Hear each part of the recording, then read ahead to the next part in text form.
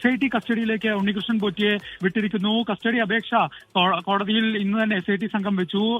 കോടതി അത് അനുവദിക്കുകയും ചെയ്തു. റാന്നി 1-ാം ക്ലാസ് മജിസ്ട്രേറ്റ് കോടതിയാണ് ഉണ്ണികൃഷ്ണൻ പോറ്റിയെ SIT സംഘത്തിന്റെ കസ്റ്റഡിയിൽ നിലവിൽ വിട്ടിരിക്കുന്നത്. 30 ദിവസമാണ് കസ്റ്റഡി അനുവദിച്ചിരിക്കുന്നത്. ഈ ഘട്ടത്തിൽ വിശദമായ തെളിവെടുപ്പ് ഉൾപ്പെടെ നടത്താനാണ് അന്വേഷണ സംഘം നിലവിൽ ആലോചിക്കുന്നത്. ഇക്കാര്യങ്ങൾ തന്നെയാണ് അന്വേഷണ സംഘം കോടതിയിൽ അറിയിച്ചത്. കാരണം ഈ കേസുമായി ബന്ധപ്പെട്ട് ഒരു വ്യക്തതയ്ക്ക് വേണ്ടി ജയശങ്കർ 30 ദിവസം എന്നാണോ 30-ാം തീയതി വരെ എന്നാണോ? അതായത് 30-ാം തീയതി വരെ, ഒക്ടോബർ 30-ാം തീയതി വരെയാണ് നിലവിൽ കസ്റ്റഡി വിട്ടിരിക്കുന്നത്. ഈ മാസം 30-ാം തീയതി വരെ SIT സംഘത്തിന്റെ കസ്റ്റഡിയിൽ ഉണ്ണികൃഷ്ണൻ പോറ്റിയെ റാന്നി 1-ാം ക്ലാസ് മജിസ്ട്രേറ്റ് കോടതി നിലവിൽ വിട്ടിരിക്കുന്നു. കോടതി നടപടികൾ ഇതിനോടകം തന്നെ പൂർത്തിയായിട്ടുണ്ട്. 11:15 ആരംഭിച്ച കോടതി നടപടികൾ 11:50 പൂർത്തിയായത്. ആ നടപടികൾ അവസാനിപ്പിക്കുമ്പോൾ SITയുടെ ആവശ്യം കോടതി പൂർണ്ണമായും അംഗീകരിക്കുകയും ഉണ്ണികൃഷ്ണൻ പോറ്റിയെ കസ്റ്റഡിയിൽ വിടുകയുമാണ് ഉണ്ടായത്.